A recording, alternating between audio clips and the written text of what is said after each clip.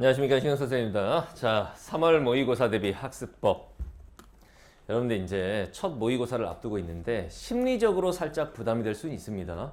처음으로 보는 전국 모의고사. 그런데 3월 교육청 모의고사를 잘 보기 위해서, 서울시 교육청 모의고사지, 이걸 잘 보기 위해서 우리는 무엇을 해야 하는가? 라고 선생님한테 묻는다면 내가 뭐라고 대답한다고?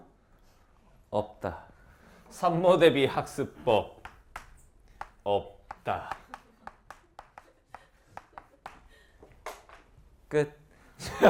이러면 너무 허무하죠? 자, 모의고사라고 하는 건 내신하고 다르죠. 특히나 뭐 수학이나 탐구 영역은 3월 모의고사는 여기까지 출제한다라는 시험 범위라는 게 좀 있을 거야. 근데 국어 영역은 그런 거 없습니다. 정해주니? 문학은 시는 요거 소설은 요거 중에 낼 거니까 공부하고 이걸 정해줘? 아니야.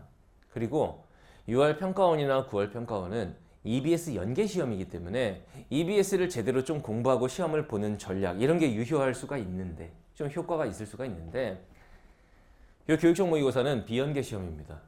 그러니까 EBS 연계가 되는 것도 아니야. 좀 생각을 해봐. 시험 범위는 없다. EBS 연계는 안 된다. 뭐 하고 볼래? 뭐 하고 시험 볼 거야? 그냥 평소대로 공부하다가 시험 보는 거야.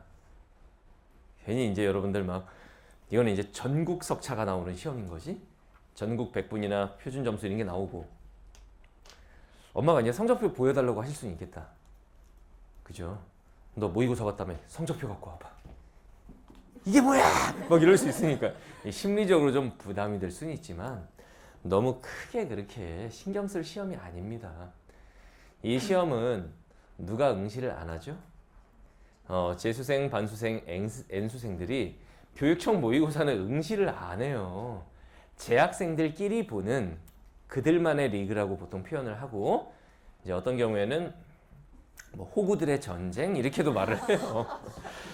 예, 진짜 강력한 친구들이 빠지니까 재수 N수생들이 빠지다 보니 뭐 좀 심하게는 그렇게 말하는 경우들도 있는데 이 얘기를 왜 하냐면은 이 전국 모의고사니까 전국 수험생들 중에 나의 객관적인 위치를 확인할 수 있겠다.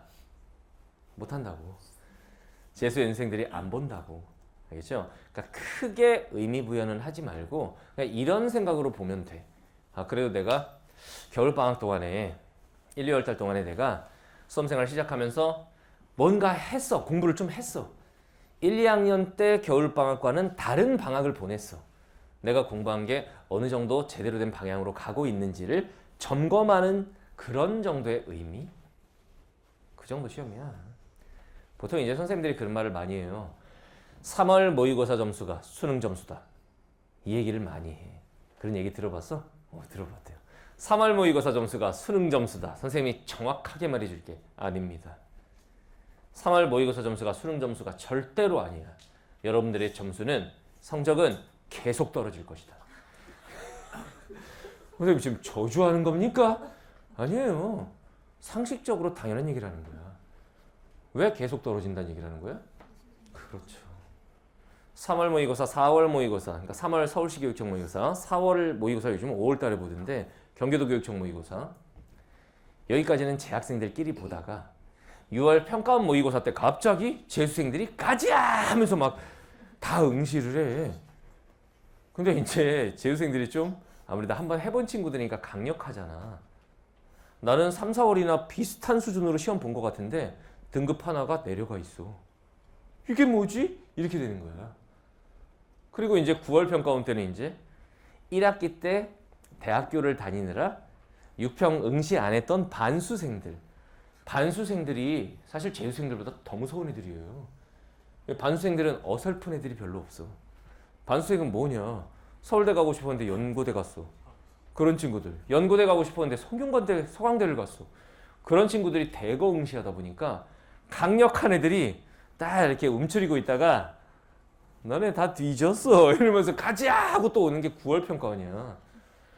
그리고 수능 날에는 모의고사는 응시하지 않았던 강력한 존재들이 또 있죠. 그 친구들까지 다 보는 거야. 그래서 뒤로 갈수록 재학생들의 입장에서는 버거워지는 게 맞습니다. 근데 잘 들어. 평균으로 보면 3월 모의고사 점수보다 점점점 떨어지는 게 맞아. 강력한 애들이 합류를 하니까. 그런데 이건 어디까지나 자기 하기 나름인 거예요. 3월 모의고사 때 선생님 제자들 중에 3월 모의고사 때 국어가 4등급 떴다가 수능날 1등급 맞는 애들 수두룩 빽빽합니다. 그러니까 결과적으로는 자기 하기 나름인 거지. 그 비율이 높진 않다. 재학생들이 3월 모의고사보다 수능 점수가 더 높은 경우는 비율적으로 봤을 때 높지는 않아. 재수, N수의 합류로 인해서. 그렇지만 자기 하기 나름이다 이거는. 알겠죠? 모든 일은 본인 하기 나름인 거야. 자, 그러면은 뭐 3월을 대비하는 학습법이 따로 정해진 건 없다. 그래도 뭐는 하나 하고 가자 이거냐면은 뭐는 하고 가야 될까? 그냥 실전 연습 풀모의고사로 실전 연습 한 번 정도 하고 시험 보세요. 요거 나 아직 선택 과목 안 돼 있으니까 공통 영역만 풀어야지 이러면 안 돼. 풀모의고사 45문제 풀모의고사로 실전 연습 한 번 정도를 하고 시험 보는 시뮬레이션을 한번 해보는 거지. 그리고 시험을 보는 건 의미가 있어. 선생님 뭘로 시험 봐요? 작년 3월 모의고사가 가장 좋겠죠. 작년 3월 모의고사로 요거를 작년 3월 모의고사 선생님 그거 어디서 구해요? 뭐 어디서 구하니 이거? 인터넷에 치면 다 나와. 알겠죠? 서울시 교육청 모의고사니까 뭐 서울시 교육청 들어가도 있을 거고 EBS 들어가도 있을 거고 그냥 치기만 해도 막 나와. 작년 3월 모의고사로 실전 연습 한번 하고 시험을 보세요. 그리고 시험 보는 전략 연습을 좀 하는 건데 시험 보는 전략에 대해서 간단하게 좀 얘기를 할게. 자, 시험 볼 때는 이런 전략으로 봐라. 1교시 시험 전략.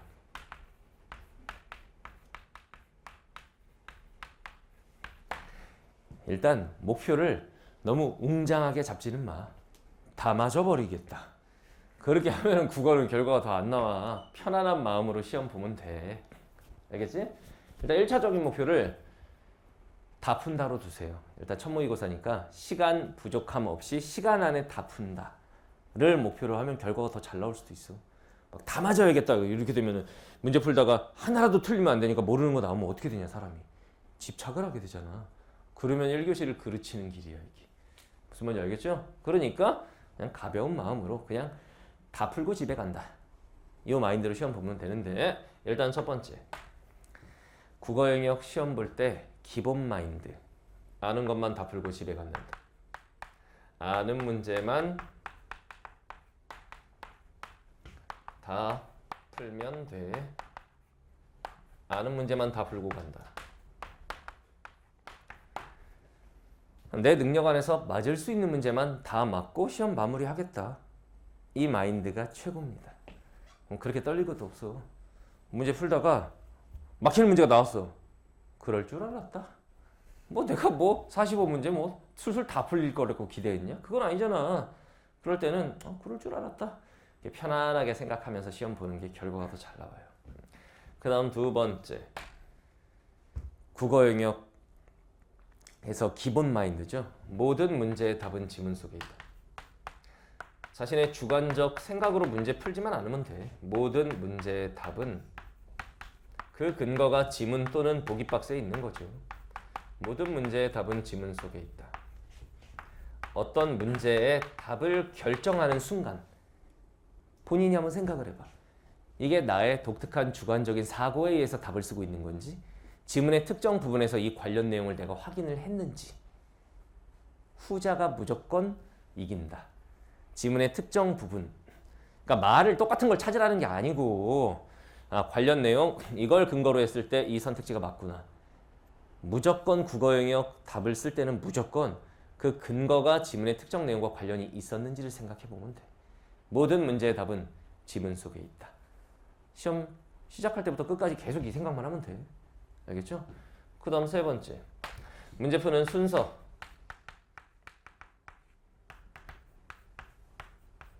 어떤 순서로 문제를 풀 것인가. 뭐부터 풀 거니?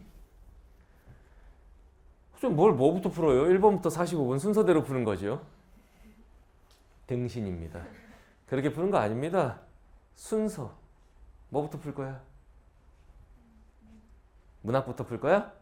문학이면 1번에서 17번이 보통 독서고 18번부터 34번이 문학이니까 18번부터 풀게 되겠네. 그 다음에 뭐 할 거야? 그 다음 독서 풀 거야?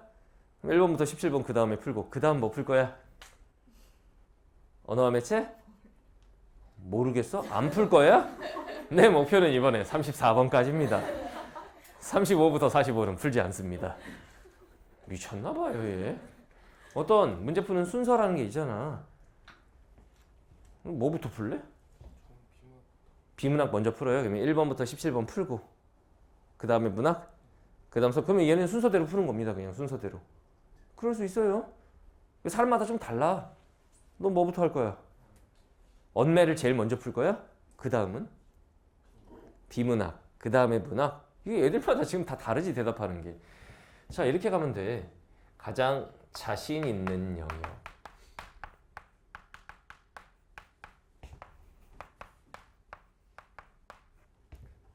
먼저 푸는 거야. 우리 시험이라고 하는 게 첫인상이 되게 중요한 거거든.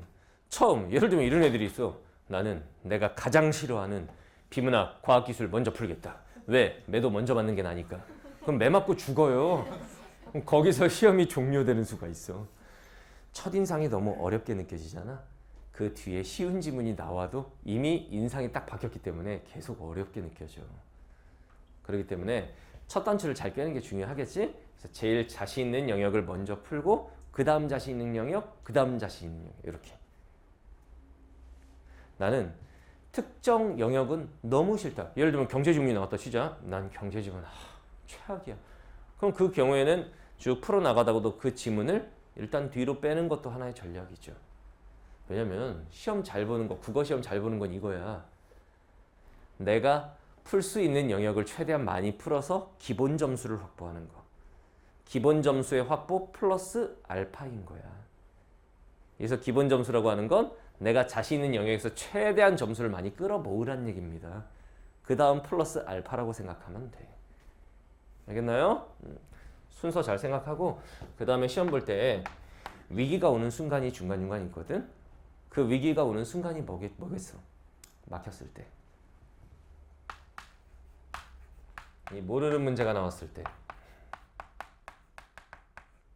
모르는 문제가 나왔을 때 어떻게 해야 되느냐? 안 풀린다. 어떻게 해야 돼? 일단 넘어가? 이건 안 돼요. 모르는 문제가 나왔을 때 어떻게 하면 되냐면 선생님이 시킨 대로 하면 돼. 모르는 문제라고 하는 건 국어는 막 수학처럼 도저히 아예 손도 못 대겠다가 아니고 문제 왜 이렇게 헷갈리지? 이거 둘 중에 하나 헷갈리는데 뭐 이런 것들 있잖아. 한 방에 답이 결정되지 않는 문제가 모르는 문제야. 알겠죠? 이랬을 때는 일단 별표 쳐요. 얘는 한 방에 풀리지 않았어. 일단 별표 쳐. 알겠죠? 그 다음 두 번째. 뭘 해야 될까? 선택지 제끼기를 해. 선택지 속어, 선택지 제끼기. 국어는 수학하고 달라요. 수학은 선택지 제낄 수 있냐? 못 풀어. 이 문제 못 풀어. 그래도 3번, 5번은 아니고 이건 안 돼. 국어는 그게 돼. 아무리 어려운 문제도 그냥 제끼라고 던져주는 선택지가 한 두세 개 있어요. 걔네들부터 제껴놔. 다시 말하면 답의 범위를 좁혀놓으란 얘기를 하는 거야. 5개 중에 하나 찍는 것보단 그래도 3개 중에 하나 찍는 게 확률이 높잖아. 선택지 제끼기. 그 다음 세 번째. 선택지 제껴놓고 이제 어떻게 해? 넘어가? 그러면 안 돼요. 남은 선택지 지문 피드백 한 번.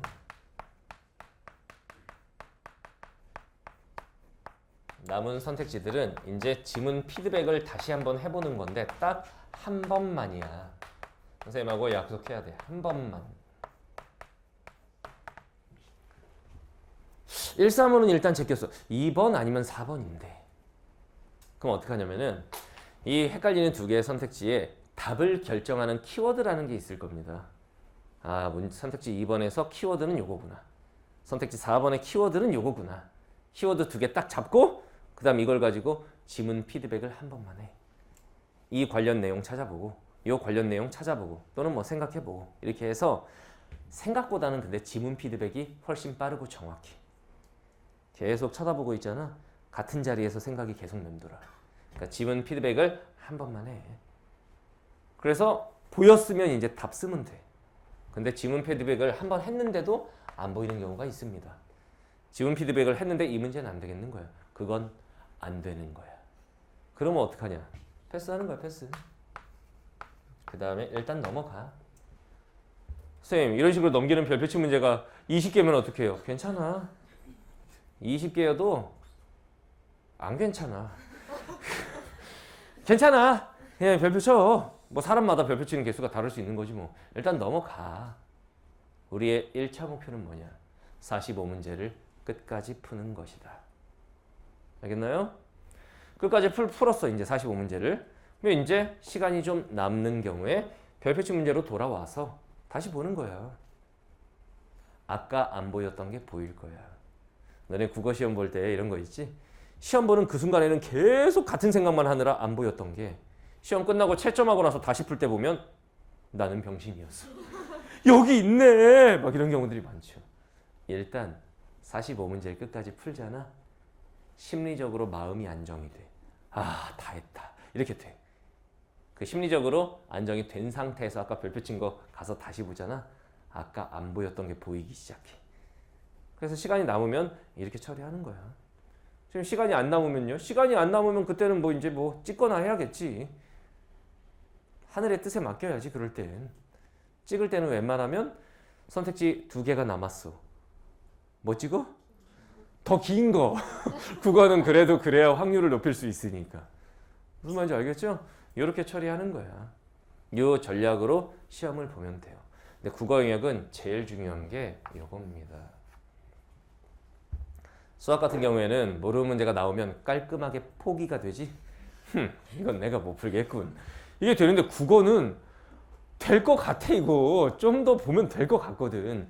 집착하는 순간 그 시험은 골로 가게 되어 있다. 알겠나요? 이렇게 시험 보면 돼요. 오케이? 그리고 시험 끝나고 나서는 채점한 다음에 틀린 문제는 반드시 다시 한번 풀어보고 나서 해설 강의를 듣는 거고. 알겠나요? 이렇게 시험 응시하면 됩니다. 자, 정리해 봅시다. 3월 모의고사 대비 학습법 그런 것 없다. 그냥 실전 연습 한 번 정도. 작년 3월 모의고사로 실전 연습 한 번 정도 하고 시험 봐라. 근데 이 실전 연습을 할 때는 이런 전략을 좀 연습을 해봐라.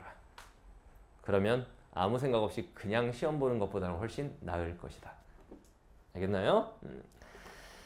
자, 모의고사는 어디까지나 모의고사입니다. 고사, 시험, 모의가 뭐냐? 해보는 거, 가짜란 뜻이에요. 가짜 시험입니다. 3월 모의고사의 점수는 단 1점도 여러분들 수능 점수에 반영되지 않습니다. 시뮬레이션이야. 알겠죠? 그러니까 너무 크게 마음에 부담 느끼지 말고 편안한 마음으로 시험을 보되 자신의 문제점은 정확하게 진단을 해야겠지. 시험을 보고 나서는 아, 나는 이런 부분이 문제가 있었구나. 영역별로, 문제 유형별로 시험 보는 전략에 있어서. 그런 문제점을 찾아내고 그에 대한 보완 학습을 해나가면 한 단계 한 단계 업그레이드 되는 겁니다. 모의고사의 의미는 그런 데 두면 돼. 알겠나요? 자, 다들 시험 잘 보라고 안 할 테니까 편안한 마음으로 보시고 우리는 수업 시간에 만납시다. 자, 파이팅 하세요.